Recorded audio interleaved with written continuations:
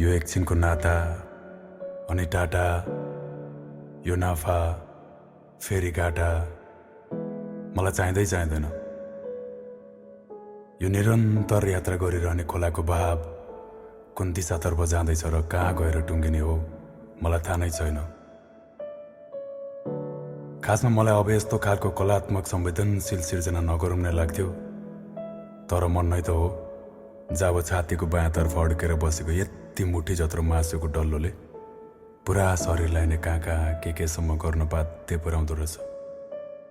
सुनकै मनले भने नि मनको सुन्न छाडिसके मान्छे फेरि